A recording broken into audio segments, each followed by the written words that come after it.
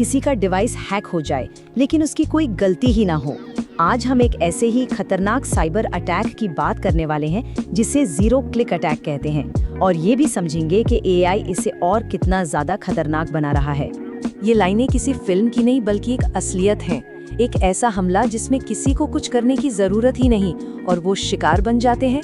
तो चलिए इस पूरे मामले को समझते हैं और जानते हैं कि ये जीरो क्लिक अटैक आखिर है क्या और काम कैसे करता है।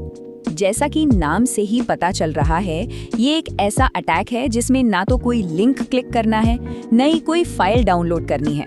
मतलब हमलावर पर्दे के पीछे से अपना काम कर जाता है और किसी को कानो कान खबर तक नहीं होती।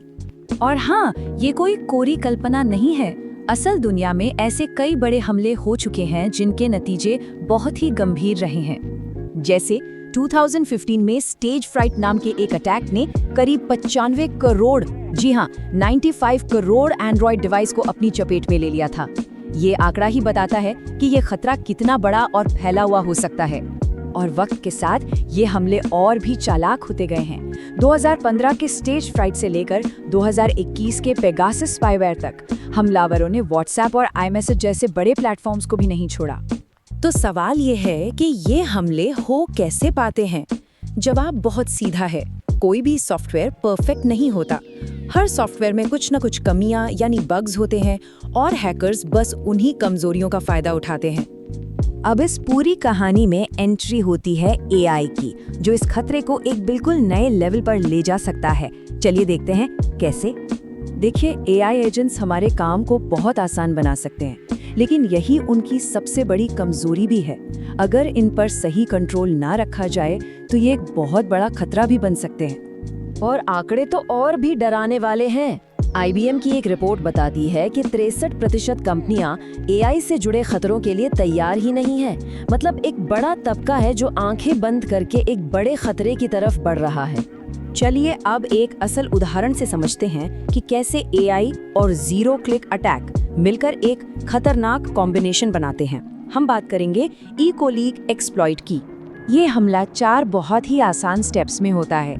हमलावर एक खास तरह का ईमेल बनाता है, उसे भेजता है, एआई एजेंट उस ईमेल को पढ़ता है और बस ईमेल में छिपा हुआ कमांड एक्टिवेट हो जाता है और सारा सेंसिटिव डेटा हमलावर तक पहुंच जाता है। ये देखिए, ये उस छिपे हुए कोड का एक नमूना है। एक नॉर्मल से दिखने वाले ईमेल में कुछ ऐसा छिपा होता है जो एआई को सारी सीक्रेट जानकारी चुराने का ऑर्डर दे देता है। हो सकता है कि ये खास कमी अब ठीक कर दी गई हो, लेकिन ये जो तकनीक है इसे किसी भी एआई प्लेटफॉर्म पर इस्तेमाल किया जा सकता है। ये एक नए तरह का खतरा है और हमें भविष्य में ऐसे और भी हमले देखने को मिल सकते हैं। तो अब सबसे बड़ा सवाल ये है कि इन सब से बचा कैसे जाए। चलिए अब कुछ बचाव के तरीकों पर नजर डालते हैं। सबसे पहला कदम तो यही है कि एआई एजेंट्स को कंट्रोल में रखा जाए। मतलब उन्हें एक सीमित दायरे में रखा जाए और सिर्फ उतने ही अधिकार दिए जाएं जितने की जरूरत है। दूसरा तरीका है अपने सिस्टम को मजबूत बनाना। सॉफ्टवेयर को हमेशा अपडेट रखना, जीरो ट्रस्ट पॉलिसी अपनाना, मतलब किसी पर भरोसा न करना, और एआई में आने जाने वाले हर डेटा को स्कैन करना बहुत जरूरी है। एक और बहुत ही असरदार तरीका है एआई फायरवॉल।